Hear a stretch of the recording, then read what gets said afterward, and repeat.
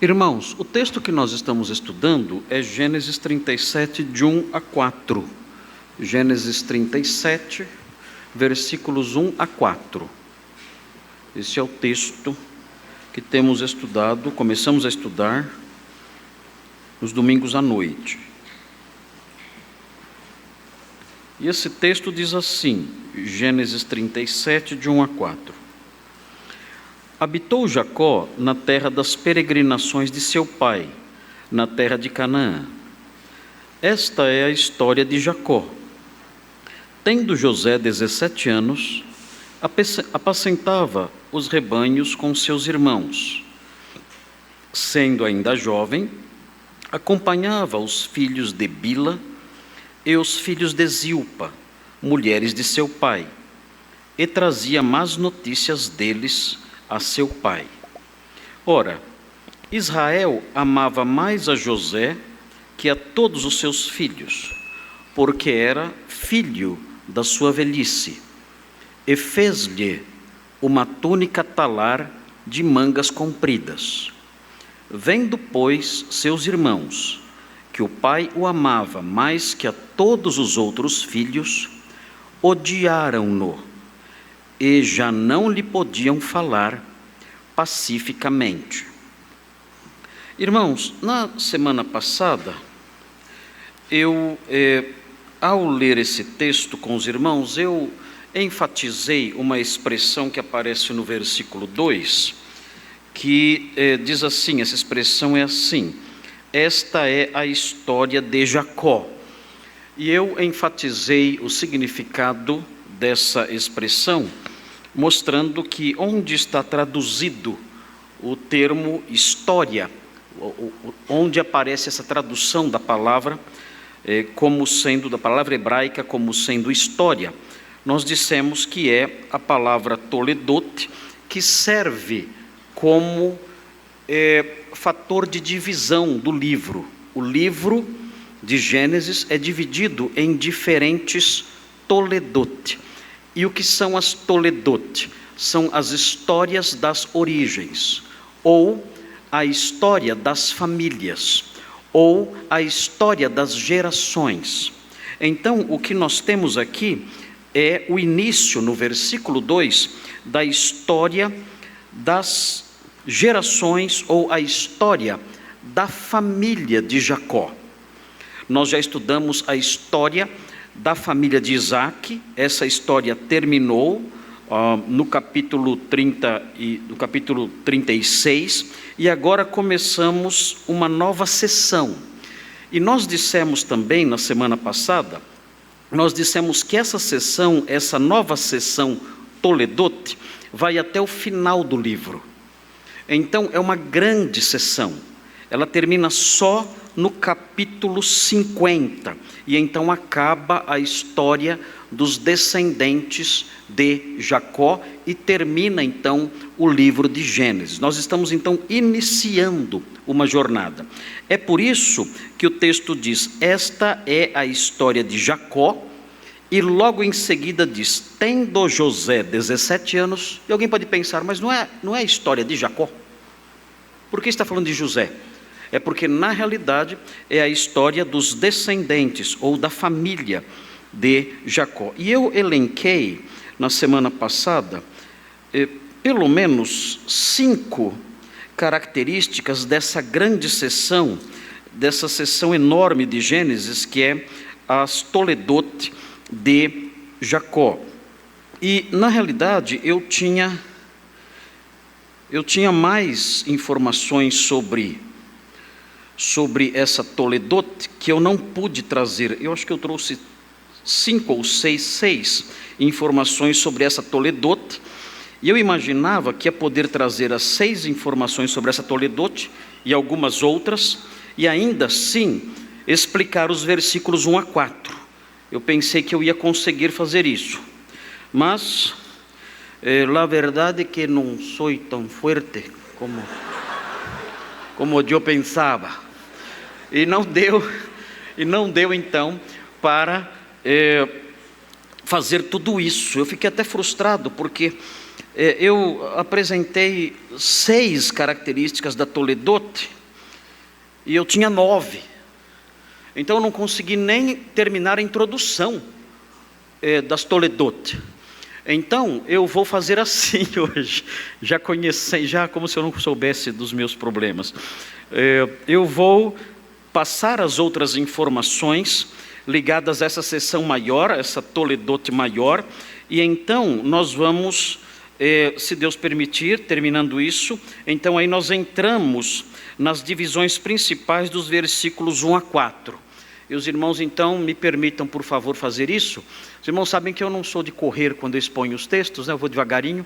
Como eu brinquei na semana passada, eu procuro servir o pão puro da palavra em pedaços pequenos, para que os irmãos possam digeri-los e serem alimentados ao longo do tempo. Então é assim que eu faço há muitos anos, e eu quero continuar agindo assim. Eu acho que isso é bastante salutar, porque nós aproveitamos cada pedacinho do texto bíblico. Bem, então, com esse propósito, eu vou passar mais 3 informações sobre a toledote de Jacó, informações gerais sobre a toledote de Jacó, que são informações que servem também, dessas informações também brotam lições importantes do ponto de vista teológico e doutrinário, e também do ponto de vista vivencial, por isso eu não posso deixar de mencioná-las aqui. Então, a próxima informação sobre essas toledote de Jacó, essa imensa seção que acaba no capítulo 50, é que essa toledote coloca Jacó e todos os patriarcas fora de Canaã, até a morte de todos eles. E isso é algo que pode colocar em dúvida as promessas que Deus fez. Nós temos nessa toledote, nós temos tanto a informação da morte de José, nessa toledote, bem no finalzinho dela, e temos a informação também da morte de Jacó, nessa toledote. É curioso, porque Jacó teve um tempo de exílio, ele saiu de Canaã quando era jovem, ficou 20 anos em Harã, exilado, se auto-exilado ali, voltou depois de 20 anos, se fixou em Canaã, mas agora, no final da sua vida, conforme veremos, ele sai de novo de Canaã e morre fora de Canaã.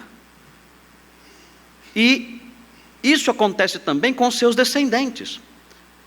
A seção toledote, que estamos iniciando a análise recentemente, que temos iniciado a análise recentemente, mostra José também morrendo.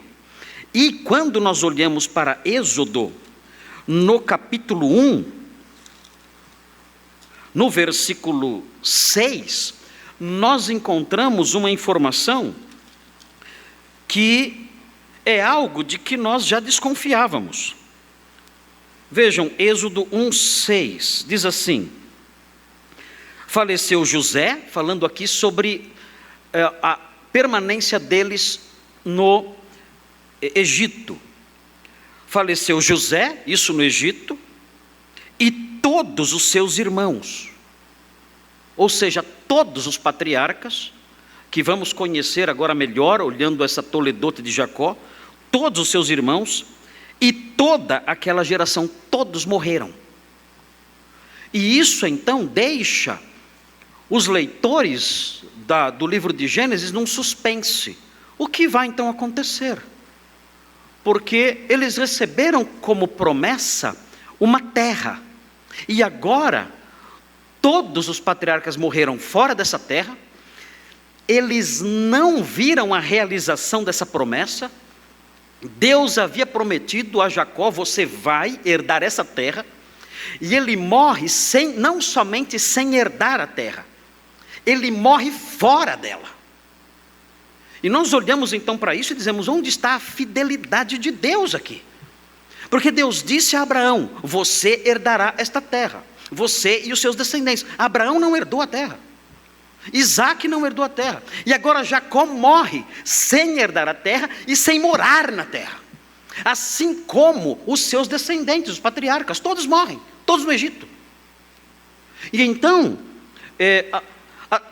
essa Toledô desperta em nós uma curiosidade, um questionamento. Senhor, e as promessas?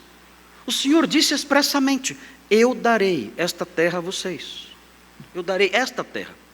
E apontou até os limites dela. Ele não estava falando de modo simbólico ou figurado, não. Eu quero dizer o céu, mas estou falando que é a terra aqui por razões simbólicas. Não. Ele deu até as medidas, os limites. E, no entanto, eles morreram. E agora piorou a situação, porque morreram fora da terra.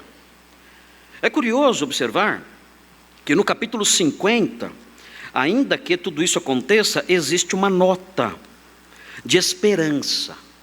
O livro de Gênesis termina com uma nota de esperança.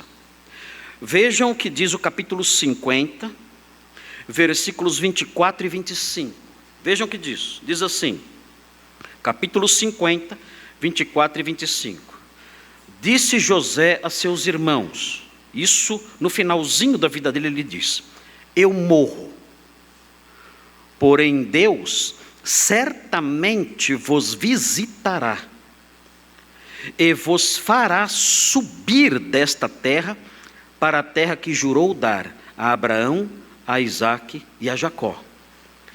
José fez jurar os filhos de Israel, dizendo: certamente Deus vos visitará e fareis transportar os meus ossos daqui.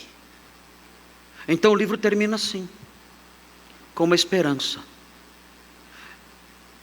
José dizendo: jurem, jurem que vocês vão me levar, os meus restos mortais, para a terra que é minha, para a terra que é a nossa herança. Jurem que vão fazer isso. E nós aprendemos, estudando o livro do Êxodo, que os israelitas fizeram isso. E levaram, quando partiram do Egito, levaram os ossos de José. Então existe essa notinha de esperança, e essa notinha de esperança aparece não somente no finzinho do livro de Gênesis, dessa Toledô específica, mas aparece também no comecinho do capítulo 37, conforme veremos quando olharmos para o versículo 1, o primeiro versículo do capítulo 37, veremos mais uma notinha de esperança embutida no versículo 1, antes do início propriamente dito da narrativa da sessão Toledote de Jacó. Uma outra informação relativa a essa Toledote, e essa informação é uma informação do ponto de vista prático. E aqui talvez os irmãos fiquem um pouco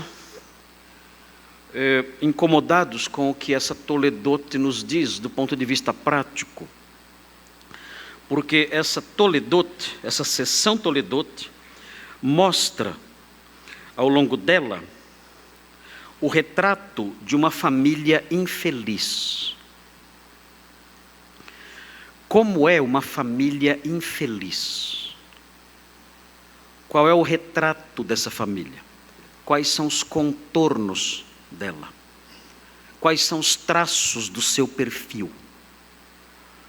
E quando o autor Moisés expõe a história da família de Jacó, dos descendentes de Jacó, ele realça traços nessa família que a tornam uma família tristemente infeliz, uma má família, uma péssima família.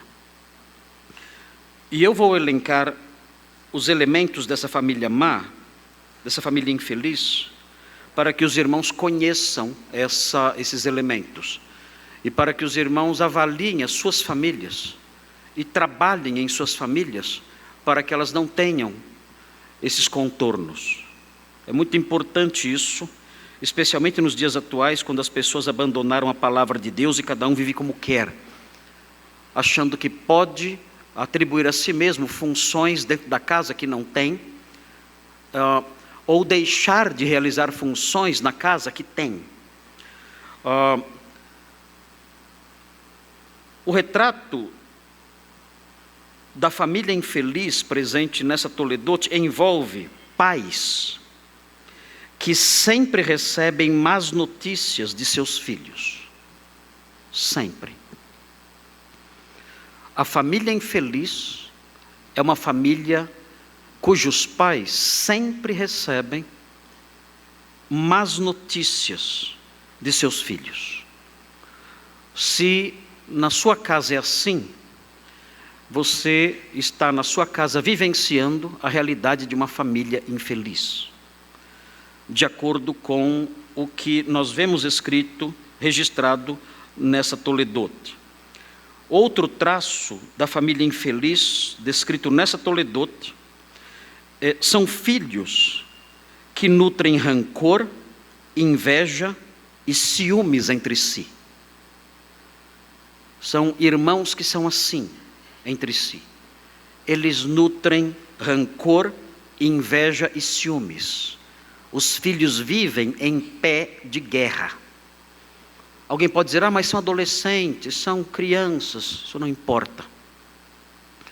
Se os irmãos dentro de uma casa, os filhos dentro de uma casa, vivem nutrindo rancor, inveja e ciúmes entre si, isso compõe o perfil de uma casa infeliz, de uma família infeliz, de uma família que não prova a alegria e os propósitos de Deus para o lar.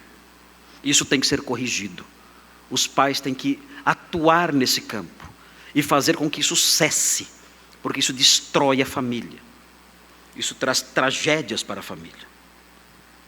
Um outro traço da família infeliz nesta Toledote é a troca constante de palavras duras e ásperas dentro da casa. Isso fica muito claro nos 4 primeiros versículos que lemos. A troca constante de palavras duras e ásperas. Os membros da família não conseguem falar entre si com docilidade. O marido trata a esposa como um animal. A esposa fala com o marido como se ele fosse um animal. Os filhos respondem aos pais como se fossem delinquentes. Os pais falam com os filhos como se seus filhos também fossem animais selvagens. Não há docilidade, não há brandura nas palavras. São palavras que só ferem, ridicularizam, humilham, machucam. São palavras ásperas o tempo todo. Se a sua casa é assim, isso tem que parar. Você deve reunir a sua casa, se reunir com a sua esposa, com seus filhos e dizer: nós temos que parar com isso agora. Nós não podemos dar sequência a esse modo de nos tratarmos mutuamente, com gritarias, com xingamentos, com palavras duras, com asperezas, com frases amargas. Nós temos que parar com isso agora. Nós somos uma família de crentes. Nós aprendemos na palavra de Deus que esse é o perfil de uma família infeliz, de uma família em que não há temor de Deus. Nós temos que abandonar isso já. Reúna-se com sua família hoje, depois do culto, e trate desses assuntos, para que isso cesse agora. Estabeleçam o propósito de falarem entre si com brandura e docilidade. Uma outra marca dessa Toledote, que mostra uma família infeliz, são ações violentas entre os membros da família. Ações violentas. E eu me refiro ao campo físico. Maridos que agridem esposas.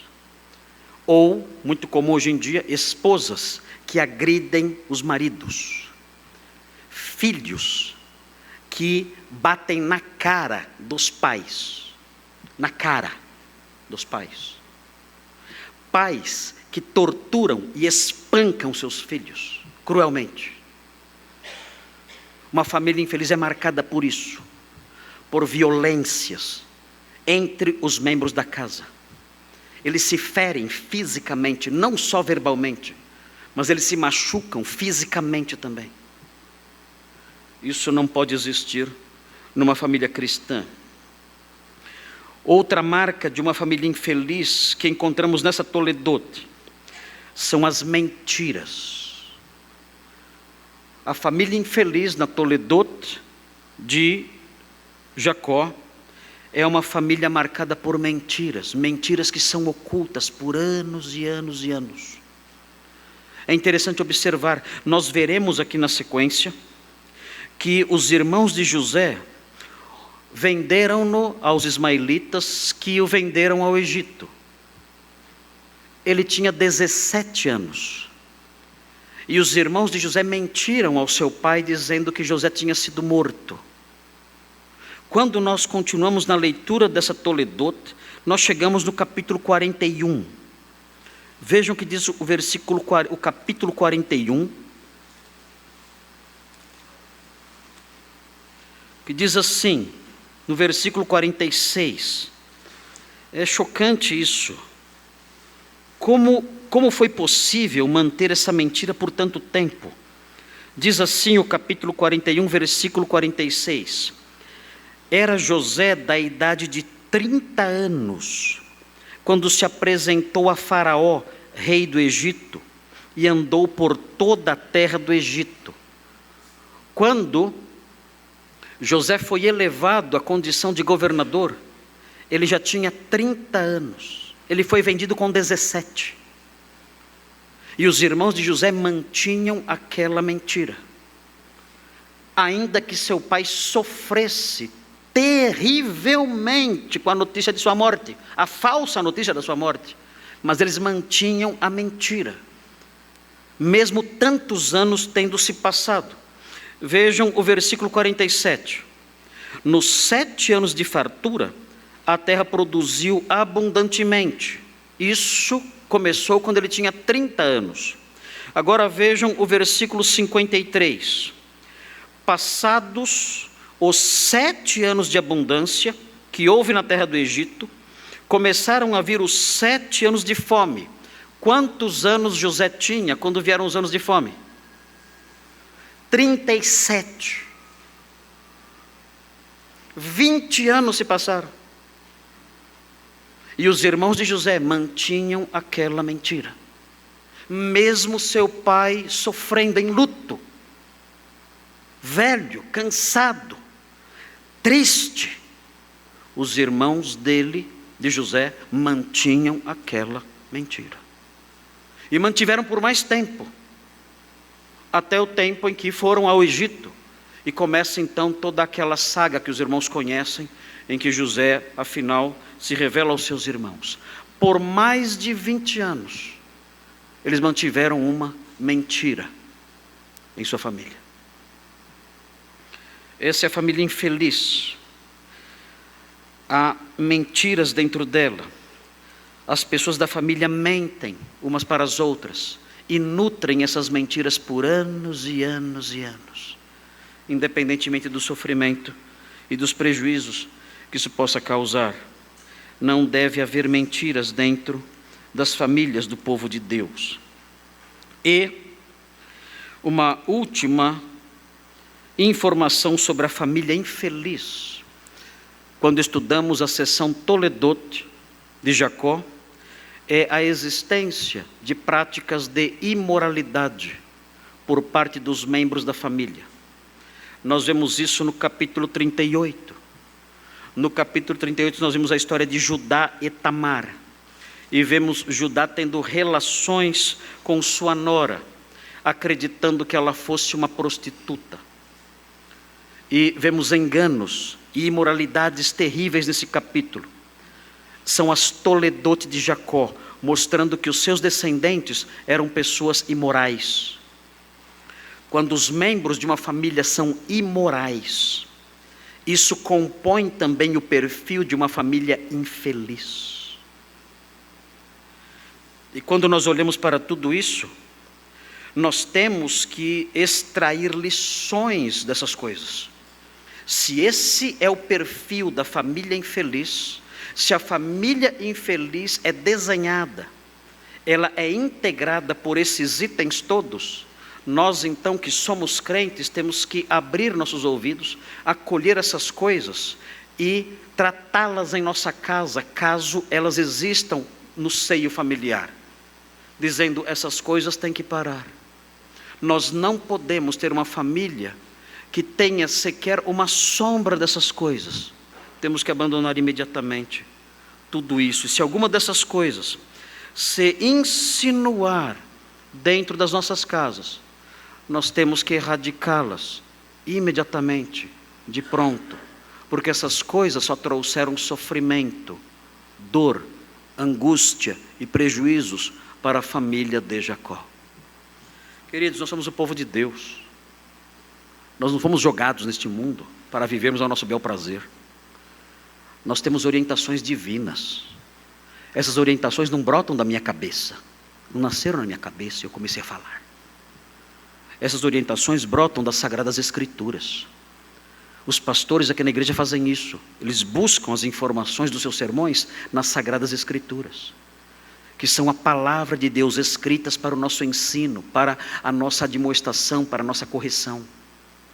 E quando essas coisas são expostas diante dos irmãos, ainda que por meio de um alto-falante defeituoso que sou eu, os irmãos devem observá-las com atenção, porque não são palavras do alto-falante, são palavras do falante do alto. É daí que brotam essas palavras. O alto-falante aqui é falho, é defeituoso, tem dificuldades até para se comunicar muitas vezes. Mas o falante do alto, de onde procedem essas coisas, é perfeito, santo e sábio. E os irmãos devem ouvir então a voz do falante do alto nessas coisas, e observá-las com humildade, acolhê-las com temor e tremor. Jovens que estão aqui, adolescentes que estão aqui, senhoras que estão aqui, esposas, homens que estão aqui, maridos, pais, filhos, todos devem acolher essas admoestações com temor e tremor e vivenciá-las com branda docilidade dentro de casa, porque é o Senhor que do alto céus nos admoesta e nos ensina, dizendo: vejam, vejam, vejam, vejam na minha palavra como é uma família infeliz, e fujam dessas coisas. Vocês são o meu povo, eu libertei vocês, eu salvei vocês, e a minha salvação deve se estender a cada aspecto da sua vida. Vocês devem ser salvos dessas coisas também. E temos que ouvi-las, e acolhê-las, e recebê-las com humildade. E finalmente, uma última informação sobre a Toledote de Jacó. Essa seção Toledote de Jacó é algo bastante interessante, pelo menos a meu ver. É um lampejo. Existe nessa Toledote um lampejo da promessa de Deus aos patriarcas. É muito interessante observar isso. Deus disse aos patriarcas: todas as famílias da terra serão abençoadas por meio da sua descendência. Nós olhamos para isso, isso aquece o nosso coração, porque nós fazemos parte de todas as famílias da terra, e isso é maravilhoso, porque isso diz respeito a nós. Quando lemos esses versículos que dizem essas coisas, todas as famílias da terra serão abençoadas por meio dos seus descendentes Abraão, dos seus descendentes Isaque, dos seus descendentes Jacó. Quando nós ouvimos essas coisas, isso nos enche de alegria, porque nós nos reconhecemos na expressão todas as famílias da terra. Nós nos vemos lá dentro. Eu estou lá, eu estou abrangido por essa expressão, todas as famílias da terra. E na Toledote de Jacó, nós encontramos um lampejo, uma espécie de lembrete disso, na história que vai se desenrolando. E onde está esse lampejo? Onde está esse lembrete? É um lembrete pálido, em comparação com o que a promessa realmente queria dizer. É um breve lembrete, uma notinha apenas, um papelzinho, como chama aquele? Post-it? Post-it? É um post-it que está aqui grudado, amarelinho, pequenininho, é um post-it pequenininho, grudadinho aqui nessa Toledote. nos recordando de uma promessa muito maior, fazendo com que na nossa mente surja, desperte, apareça rapidamente uma promessa muito maior. E que promessa é essa?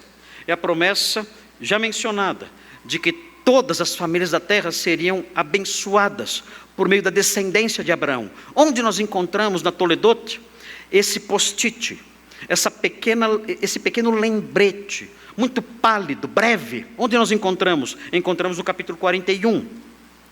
Vejam o que diz o capítulo 41. É como se o escritor, ao destacar isso, quisesse trazer à nossa mente uma sugestão. Sutilmente ele sugere algo, uma lembrança. Sutilmente ele faz brotar na nossa mente uma lembrança. Vejam o capítulo 41, versículo 56. Ele diz assim: havendo, pois, fome sobre toda a terra, 41, 56, abriu José todos os celeiros e vendia aos egípcios, porque a fome prevaleceu na terra do Egito. E todas as terras vinham ao Egito para comprar de José, porque a fome prevaleceu em todo o mundo. Todas as famílias da terra foram abençoadas por meio de José. E o autor então inclui essa informação aqui. Todas as famílias da terra foram abençoadas por meio de um descendente de Abraão. E ao colocar essa informação aqui, o leitor atento se recorda da grande promessa que abrange muito mais do que isso. A grande promessa que se cumpre no Evangelho. Vejam novamente o que diz Gálatas 3:8. Nós já lemos esse texto várias vezes. Como essa promessa se cumpriu? Como a promessa de que todas as famílias da terra seriam abençoadas por meio de um descendente de Abraão. Nós encontramos em Gálatas 3:8. Veja o que diz Gálatas 3:8. Diz assim, Gálatas 3:8. Grife na Bíblia esse versículo, que esse versículo é o cumprimento de Gênesis. Esse versículo é o cumprimento de uma das promessas de Gênesis. Grifem na sua Bíblia. Nós leremos esse versículo várias vezes ao longo do estudo dessa Toledô aí pelos próximos 15 anos. Então veja aí, Gálatas 3:8, diz assim: ora, tendo a Escritura previsto que Deus justificaria pela fé os gentios, somos nós, os gentios. Tendo a Escritura previsto que Deus perdoaria, cancelaria a culpa dos gentios pela fé, ele preanunciou a Abraão o Evangelho. Ele não preanunciou a alimentação de todo mundo nos dias de José. Não foi isso que ele preanunciou. Isso serviu apenas como um lembrete dessa promessa maior.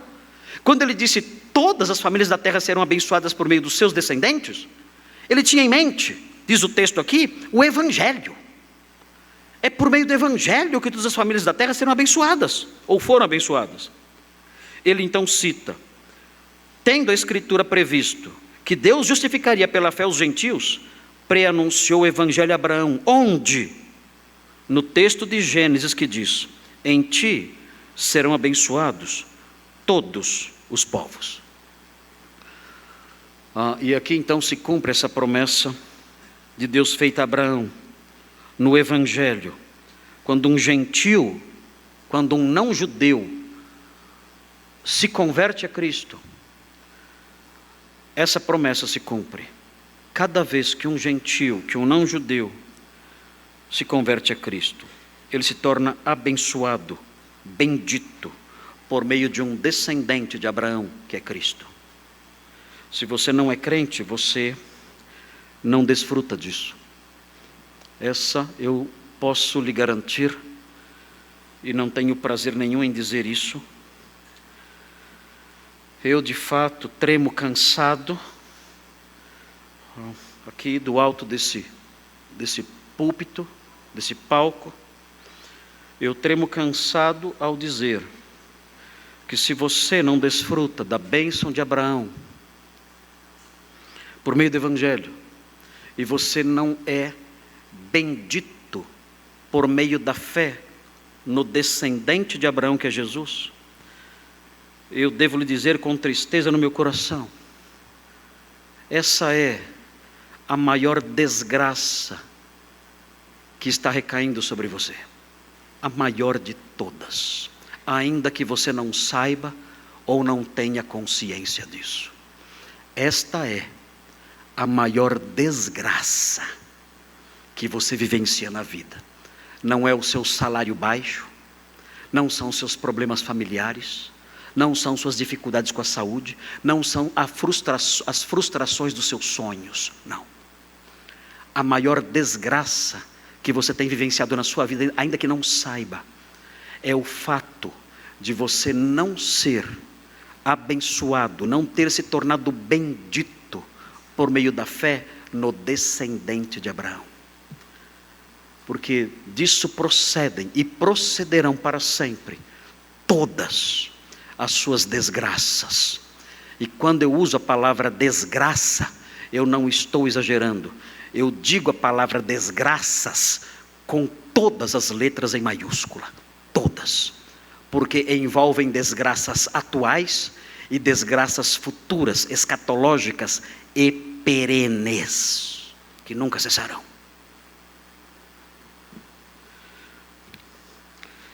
Isso pode mudar hoje. Isso pode mudar agora. Agora. Você pode dizer ao Senhor: Senhor, eu quero receber a bênção prometida a Abraão. Eu quero fazer parte das famílias da terra que foram transformadas em benditas pela fé no seu descendente. Agora, eu creio nele. Eu creio no descendente santo de Abraão. Eu creio nele. Inclua-me, ó Deus, pela fé, no descendente santo de Abraão, pela fé em Cristo, inclua-me nessas famílias benditas de toda a terra. Quero fazer parte desse povo especial, desse povo santo. Perdoa-me, lava-me, remove, ó Deus, os meus pecados, justifica-me, como diz Paulo em Gálatas 3:8, justifica-me, perdoa os meus pecados, remova as minhas culpas, por meio da fé no descendente de Abraão. Inclua-me, ó Deus, nas famílias benditas de toda a terra, porque eu sou maldito, eu estou sob a sua maldição por rejeitar o Messias prometido. Perdoa-me, Senhor, lava-me, Senhor, justifica-me, Senhor, transforma-me, Senhor, lava-me, purifica-me e inclua-me na família dos santos. Isso pode acontecer hoje, agora. Se você invocar o nome do Senhor, diz a Bíblia, você será salvo. Muito bem, queridos, agora sim eu terminei a introdução. Agora eu vou começar o sermão de hoje. Estou brincando com vocês, já são 7 horas já. Eu não posso me prolongar muito aqui não. Vamos então agora, queridos, agora sim, os irmãos vão caminhar mais um pouquinho comigo. Eu não quero cansá-los, eu não quero entediá-los, mas eu quero que os irmãos agora entrem juntos comigo no texto, porque o que fizemos até aqui foi um voo por cima de dezenas de capítulos. Nós sobrevoamos a Toledot de Jacó. Nós sobrevoamos essa Toledot. Nós descemos em alguns pontos, subimos novamente, continuamos voando por cima de tudo e vendo tudo. E tivemos essa visão panorâmica. Subimos num balão e fomos vendo do alto os diversos detalhes dessa Toledot. Essa foi a nossa viagem até agora. Mas agora eu convido vocês a descer. Vamos descer com esse balão agora. E agora nós vamos caminhar sobre as terras dessa Toledot, observando os seus detalhes, vendo ali as suas pedras, vendo ali a sua topografia, os seus aclives, os seus declives, a sua vegetação, a vegetação desse terreno, os seus rios, o seu clima. É o que faremos agora. Então vamos descer, desçam comigo agora. Vamos aterrissar agora nessa Toledot. E vamos começar a caminhar por ela, conhecendo-a melhor em mais detalhes. Venham comigo. Chega de voar. Chega de visão panorâmica. Venham comigo agora, nós vamos caminhar agora. Caminhar atentamente, olhando, não temos pressa. Vamos caminhar por essa trilha, olhando ao nosso redor e vendo os detalhezinhos dessa maravilhosa Toledote. E vamos crescer nisso, e seremos alimentados, e seremos robustecidos. E o nosso coração vai se encher de conhecimento santo. E isso vai nos ajudar a viver, a prosseguir na vida. Como podemos viver sem isso? Impossível, impossível. Como podemos caminhar sem isso? Impossível. Sem essa bússola, sem essa palavra, somos como barquinhos no mar sem bússola.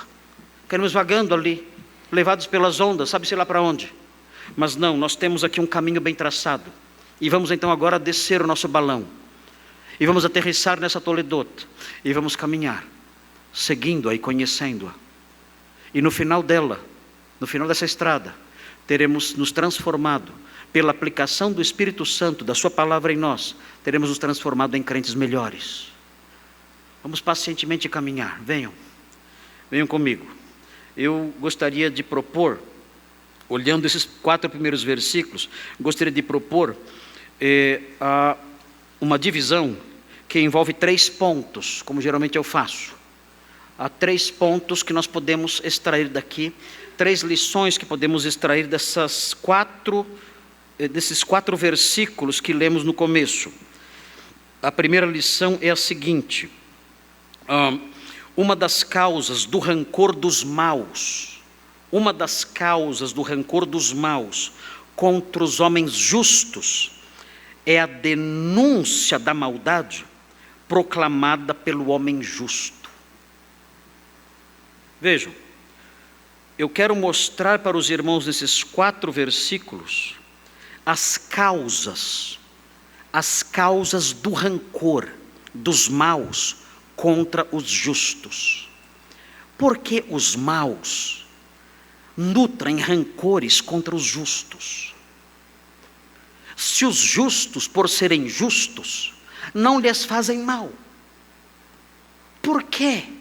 Porque os maus, além de odiarem os outros, os seus semelhantes, que são maus também, porque eles também odeiam e maltratam e nutrem rancores mortais contra os justos, que não lhes fazem mal nenhum. Quais são as causas, as fontes, as bases desse ódio que é tão nítido tantas vezes? Somos odiados sem motivo. Na Epístola a Diogneto, uma carta cristã, um documento cristão do século II, o autor da carta, não sabemos quem é, há certos debates aí entre os historiadores sobre quem é o autor da Epístola a Diogneto. Ele diz: olha, nós cristãos somos odiados por todos, mas se você perguntar para as pessoas por que elas nos odeiam, elas não sabem explicar o motivo. Todos nos odeiam, mas ninguém consegue explicar o motivo disso, porque não há razões para nos odiarem, considerando a nossa conduta, o nosso modo de agir e tratá-los. Então, olhando para esse texto, nós podemos descobrir algumas razões pelas quais os maus odeiam os justos. E a primeira delas é esta que eu mencionei há pouco: é a denúncia da maldade proclamada pelo homem justo. O homem justo, de acordo com os versículos 1 e 2, ele proclama a denúncia, melhor construindo a frase, ele denuncia e proclama isso. Ele denuncia a maldade e proclama essas suas denúncias. Ele faz isso. E isso gera rancor nos homens maus. O homem justo não fica em silêncio, ele abre a boca. Ele não consegue se conter. Quando ele vê o mal, ele diz isso é errado. Quando ele vê o mal, ele se manifesta. Ele não tem que se manifestar com ódio, ele não tem que se manifestar ofendendo ninguém, ele não tem que se manifestar de modo violento, mas ele se manifesta. Muitas vezes de modo severo, com rigor, como fizeram os profetas, com rigor, como Jesus fez muitas vezes. E ele denuncia o mal. E isso gera rancores. Vejam então como isso pode ser encontrado nos primeiros versículos do capítulo 37. O texto diz: habitou Jacó na terra das peregrinações de seu pai, na terra de Canaã. Notem, um parênteses aqui. Eu tenho disse algumas vezes já, que esse versículo ecoa um outro versículo. Esse versículo ecoa o versículo 17:8. Então, abram parênteses aí, um pequeno parênteses, e vejam o capítulo 17, versículo 8, e vejam como esse versículo, primeiro, ecoa o capítulo 17, versículo 8.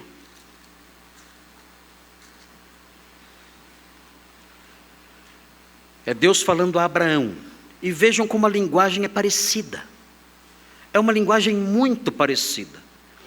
E essa linguagem parecida não é por acaso.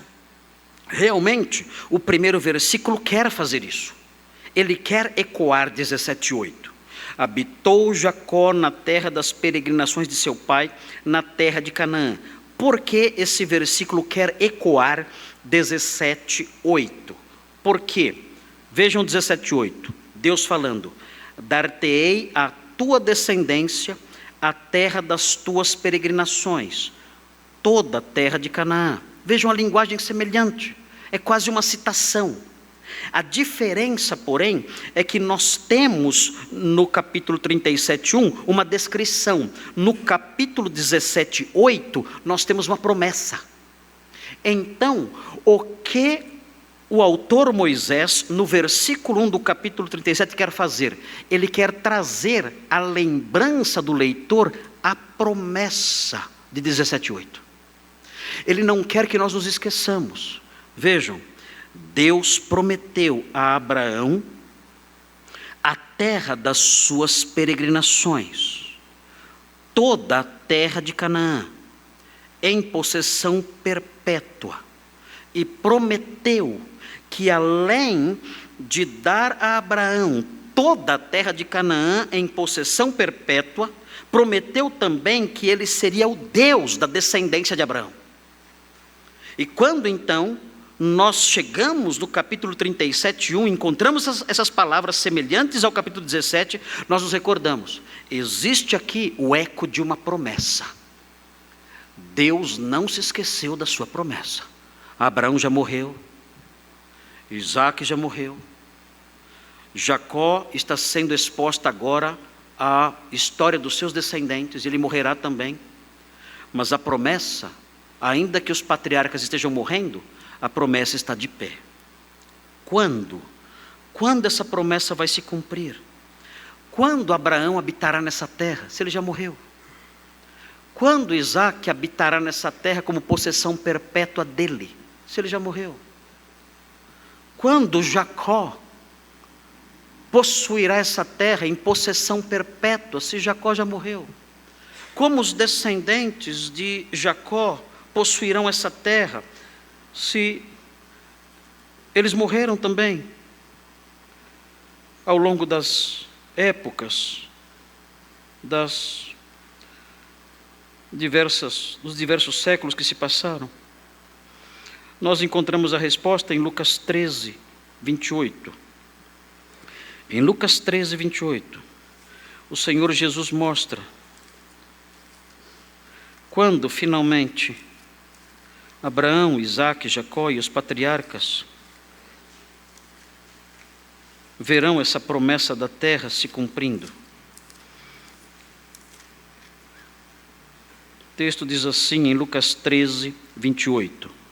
Diz assim: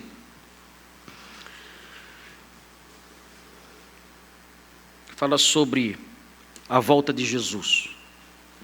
Fala assim no versículo 26. Então direis: comíamos e bebíamos na tua presença, e ensinavas em nossas ruas. Ele está falando sobre a geração que o rejeitou.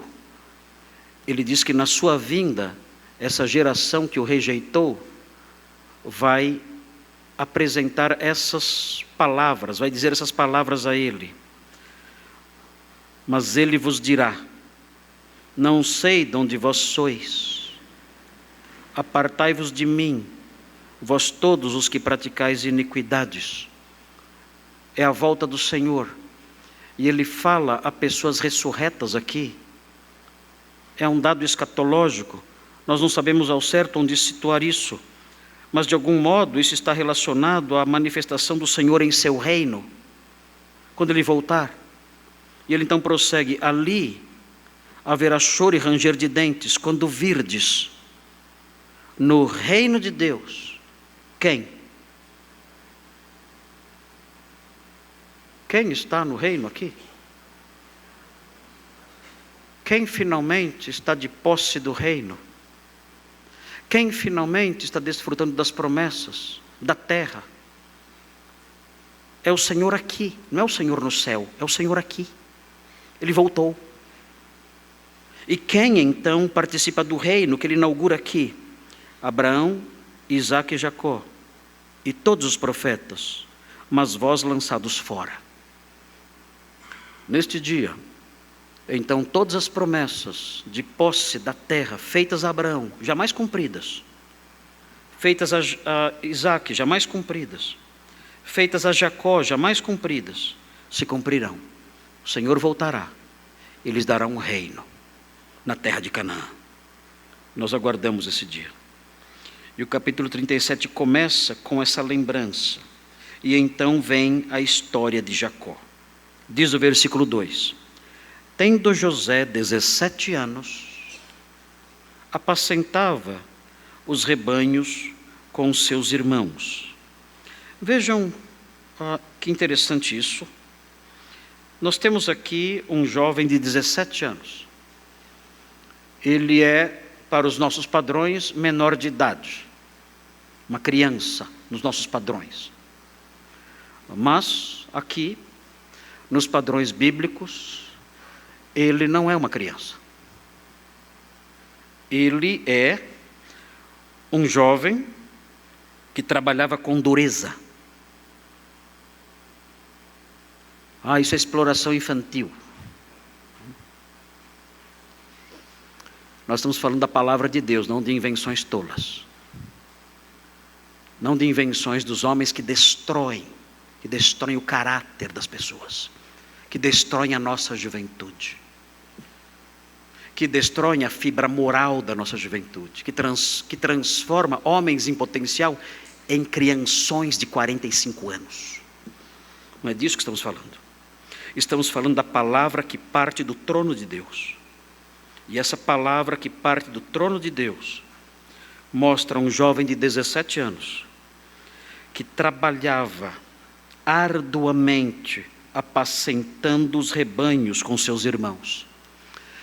Nós já sabemos o que envolvia o apacentar rebanhos, porque Jacó deu uma descrição disso quando ele conversou com seu sogro Labão. Ele disse ao seu sogro Labão que o seu trabalho de apacentar rebanhos envolvia noites em vigília, enfrentando o frio da noite e o calor do sol, noites sem dormir, enfrentando feras, enfrentando ladrões. Era um trabalho perigoso. E nós encontramos aqui José, um moço de 17 anos apacentando os rebanhos com seus irmãos. Os rebanhos eram grandes, porque sabemos que Jacó era rico. E mesmo José, sendo preferido de um pai rico, ele trabalhava arduamente. Eu não sei quantos filhos de pai rico nós temos aqui, além do pastor Thomas.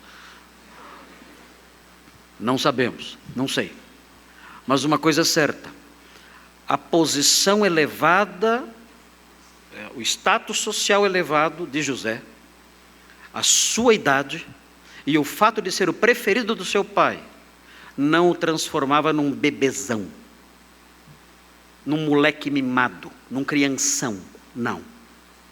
O que nós temos aqui é um jovem de 17 anos, absolutamente responsável, trabalhando arduamente, mesmo sendo filho de um pai rico e mesmo sendo o filho preferido desse pai rico. E queridos, isso tem que ser resgatado dentro de nossas casas. Os moços que estão aqui, adolescentes que estão aqui, vocês têm que amadurecer. Vocês têm que parar de ser bebezões bobos. Vocês têm que parar de ser crianções tolos. Parem. Sejam homens. Um moço de 17 anos, evidentemente não tem as mesmas percepções de um homem mais vivido, mas ele tem plenas condições de agir como um homem responsável, trabalhando com seriedade e com responsabilidade, em vez de ficar o dia inteiro no videogame, ou sabe-se lá fazendo o quê. Nós somos, mais uma vez, queridos, nós somos, eu vou morrer repetindo isso, nós somos o povo de Deus. O que o mundo diz, o que o mundo pensa, o que o mundo ensina, o que o mundo fala, para nós,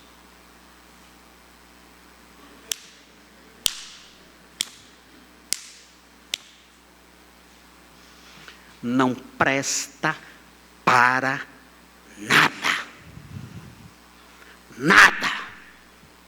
Nada. É lixo.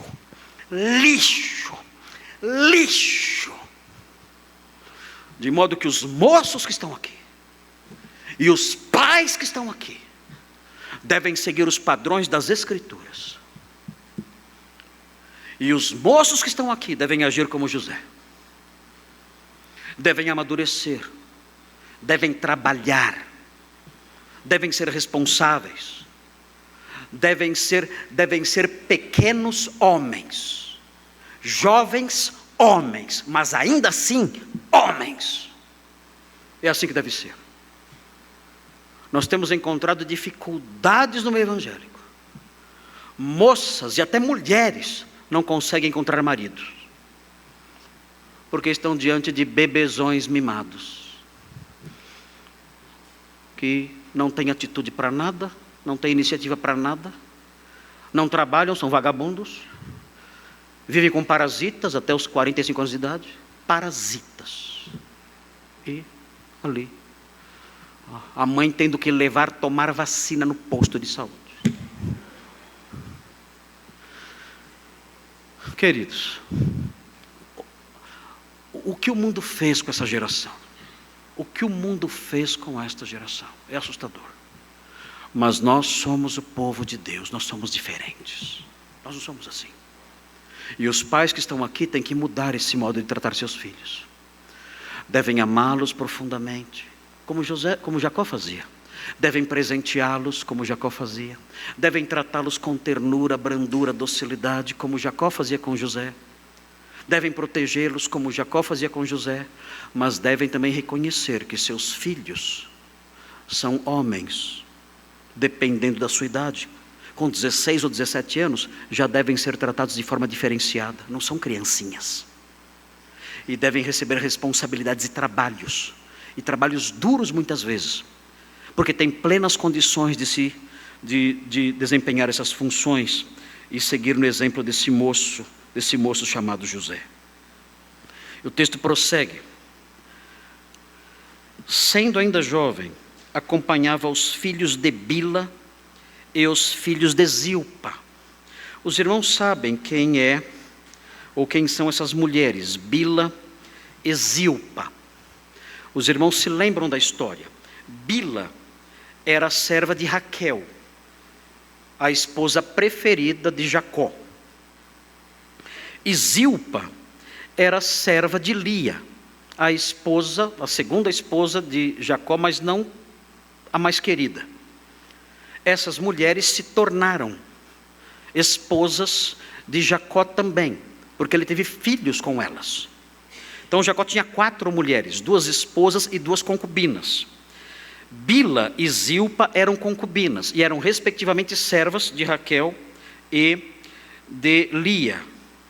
E o texto diz que essas mulheres, elas eram mulheres de seu pai, porque Raquel e Lia já haviam morrido, e ele trazia más notícias dos filhos de Bila e de Zilpa para o seu pai.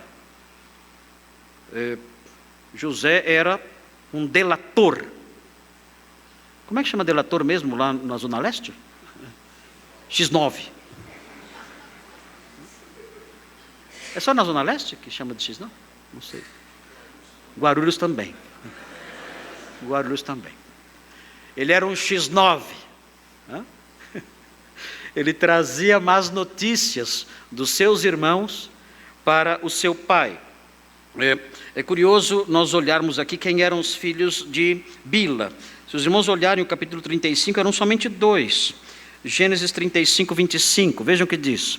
Gênesis 35, 25. Virando um pouquinho as páginas da Bíblia, você vê aí o versículo 25, diz assim: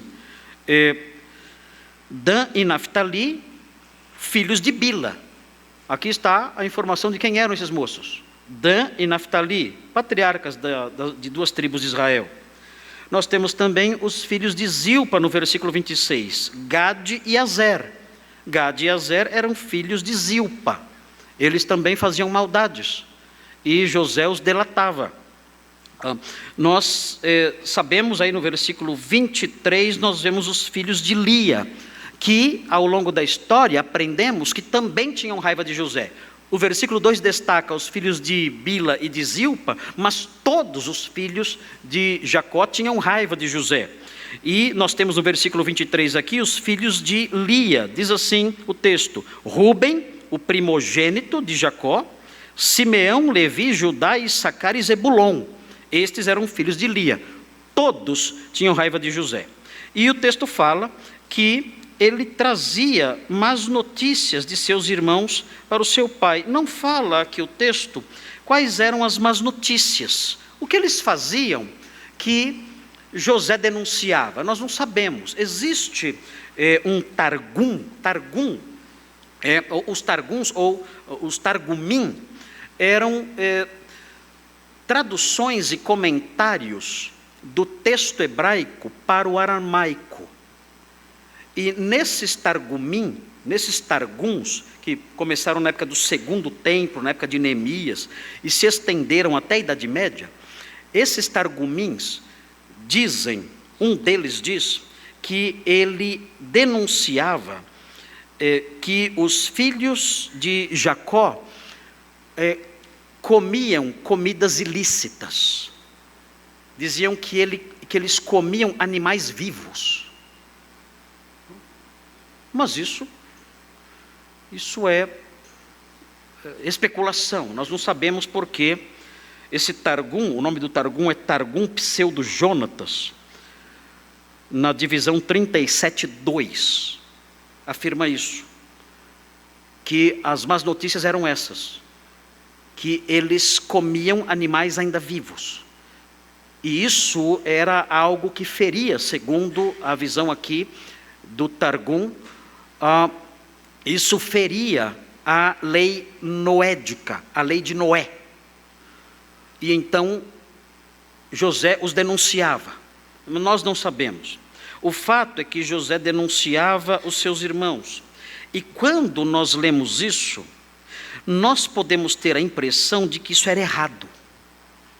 Porque um delator sempre é alguém, é uma figura que nos incomoda. Porque José era fofoqueiro. Ia lá e contava tudo para o seu pai. Que moleque chato. Que moleque chato, que adolescente chato. Ele não pode fazer isso. Os irmãos têm que se unir. Eles têm que ser cúmplices, não é verdade? Vocês não acham? É curioso observar aqui que o escritor, o narrador, ao expor a história, ele não pinta essa ação de José como algo reprovável. Por quê? Porque, na verdade, ele vê isso como certo. Ou seja, na visão do escritor, ao narrar essa história, o que José fazia era virtuoso, era bom. E por que era bom? Porque José tinha que escolher: de quem eu serei cúmplice? Eu serei cúmplice dos meus irmãos que fazem o mal? Ou eu serei cúmplice do meu pai, que é o chefe da família, que é o protetor da casa? Como eu posso agir de tal modo a proteger minha família? Como eu posso agir de tal modo a blindar minha família do erro, do perigo, sendo cúmplice dos meus irmãos e encobrindo os seus erros, ou sendo cúmplice do meu pai e denunciando os erros deles? Qual foi a conclusão de José? Eu serei cúmplice do meu pai, e eu vou denunciar os meus irmãos. E aqui existe um ensino para os irmãos de sangue que estão aqui. Se o seu irmão fizer algo errado, conte para os seus pais. Conte. Pastor, mas conte. Conte para os seus pais. Eu sei que seu irmão vai ficar com raiva de você. E vai dizer que você é um dedo duro, um X9. Se você morar em Guarulhos, ele vai dizer que você é um X9. Aí você vai dizer, não, eu sou um pequeno José. E como um pequeno José, eu sou cúmplice dos meus pais e não cúmplice de você nos erros que você comete. E ao denunciar você, eu estou protegendo a minha casa. Se eu não denunciar você, além de ser cúmplice dos seus erros, eu estou expondo a nossa casa a perigos terríveis. Então vou denunciar. Quando você fizer o mal, se esconda não só dos nossos pais, se esconda de mim também. Porque eu vou contar tudo. E os irmãos crentes que estão aqui têm que fazer isso. Devem ser pequenos Josés. E devem denunciar os erros dos seus irmãos. Por quê?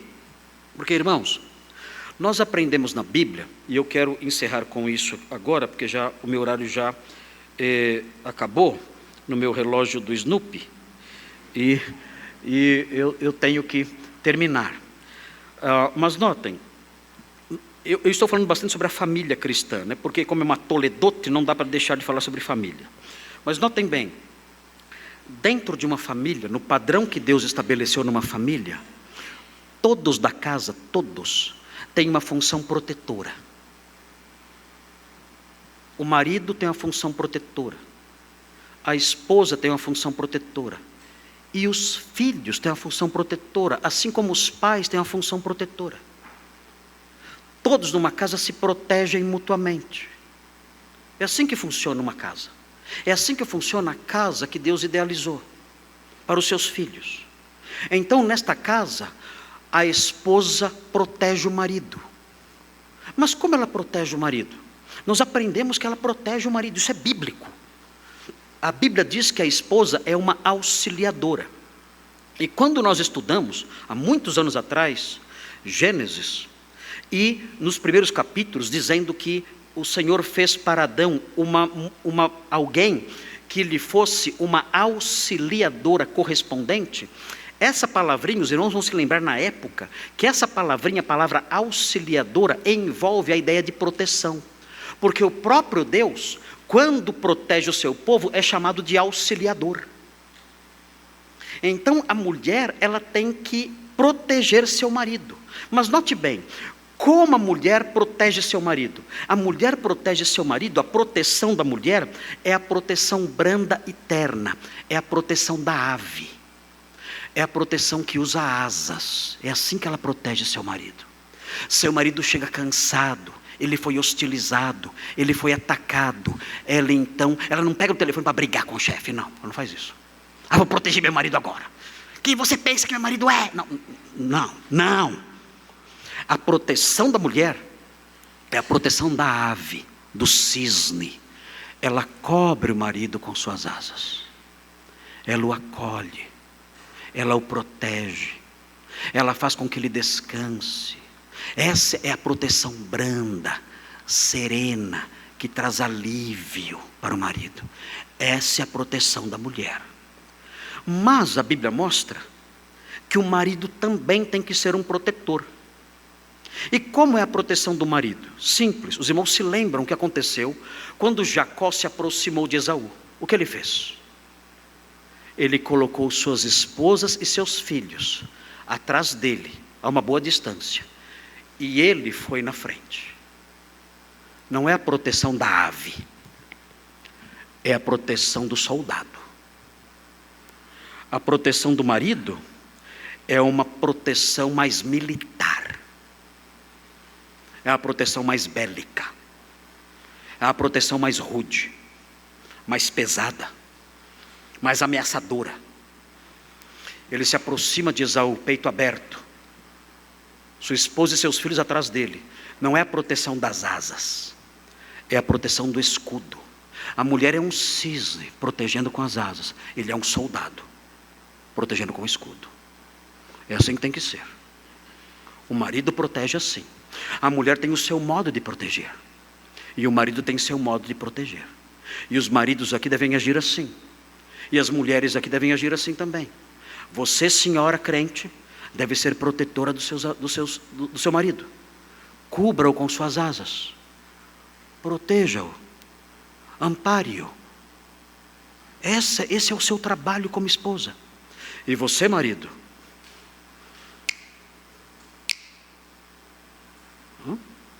seja um soldado, não seja um banana, seja um soldado.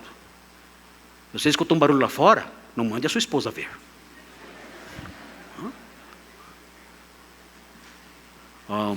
Você percebe um cachorro feroz se aproximando? Não corre e deixe ela lá. Não. Você vai entrar na frente do cachorro e vai proteger sua esposa do cachorro feroz e da ameaça e do perigo. É a proteção do soldado, é o escudo, enquanto ela defende com as asas. A proteção do cisne. E como os filhos protegem os seus irmãos e os seus pais? José ensina. José ensina. Ele protege seus irmãos e seus pais, alertando quanto aos erros que ele vê. Ele leva isso aos seus pais, e seus pais então podem lidar com essa situação e proteger a família. No entanto, José, ao fazer isso, despertou o ódio dos seus irmãos. E o mesmo acontece com os crentes hoje em dia.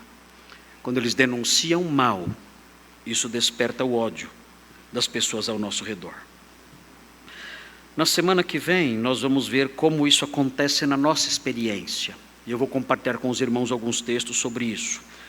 Por hoje não posso prosseguir, porque já o meu tempo já estourou. Mas a nossa súplica a Deus é que essas lições dessa Toledot que agora iniciamos possam ficar gravadas no coração dos irmãos, e veremos no próximo sermão o modo como essas coisas se aplicam à nossa vida prática, ao nosso dia a dia, à nossa experiência neste mundo. Como podemos lidar com essas questões, com o fato de, por sermos denunciantes do mal, sermos odiados pelo mundo. Como devemos agir em face disso, veremos na próxima semana. Hoje não temos mais tempo para isso. Vamos orar a Deus, pedindo que Ele nos ajude nessas coisas. Senhor Deus, obrigado por essas informações que recebemos da Sua palavra, porque essas informações nos ensinam a viver neste mundo. A Sua palavra não somente nos mostra o caminho para a salvação, mas mostra também o caminho do bom viver. Nos concede sabedoria e inteligência para lidarmos com as questões deste mundo e seguir em frente, ó Deus, protegidos por ela.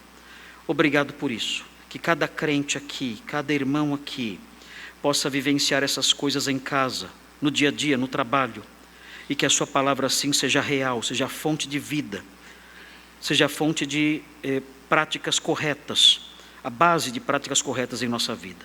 Pedimos essas bênçãos, Santo Pai, em nome de Jesus. Amém.